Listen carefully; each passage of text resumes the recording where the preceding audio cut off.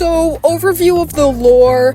Basically, there's a new continent, and nobody knows about it except Clearsight, because after she trapped her boyfriend in the mountain, she went there, and she became God. She also had kids with a bunch of beetle wings, and those turned into silk wings and hive wings, and those are the tribes that exist now, but there's also leaf wings because they're just kind of there. The silk wings are like butterflies, the hive wings are like bees, and the leaf wings just have giant leaf wings.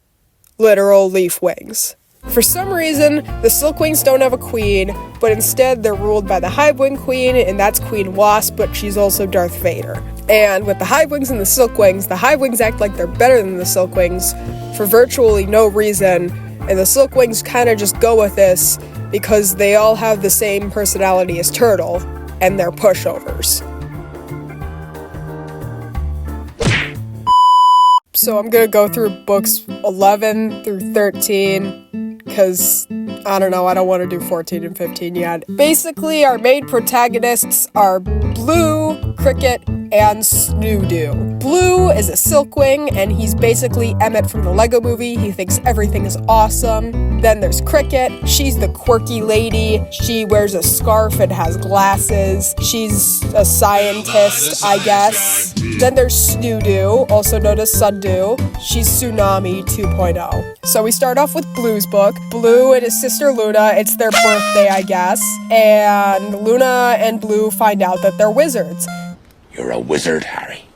Most of the Silkwings are Spider-Man. They shoot silk out of their hands.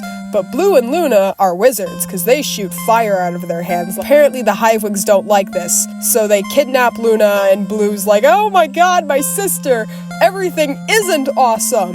Then for some reason, Blue meets Cricket and Swordtail, and Swordtail's Luna's boyfriend, I think. They meet up with these Leafwing gangsters. Even though the Leafwings are supposed to be dead, there's these Leafwing gangsters, and Sundu is one of them, and they tell Blue to steal this book. So Blue and Cricket and Swordtail go and try to steal this book, and I think Sundu's there too. And the librarian goes a little wonky and is a little silly and goofy. But that doesn't work. And then eventually Blue has to go through puberty, so he goes into a cocoon, and that's the end of that book.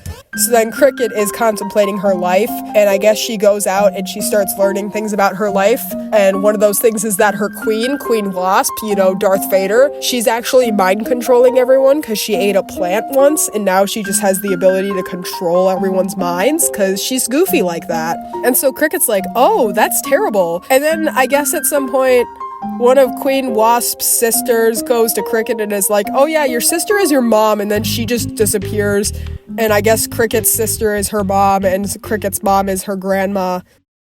But then, I guess, something's going to happen where Sundu decides, I'm gonna just set this entire building on fire. Okay, so after that, I burned the house down. So she sets a building on fire, but not before Cricket kidnaps a child and names her Bumblebee and decides, you are my child now, even though I am a teenager. So Blue, Cricket, Sundu, Swordtail, and Bumblebee, they all leave. The building is on fire. Everyone's freaking out. They're evacuating the building.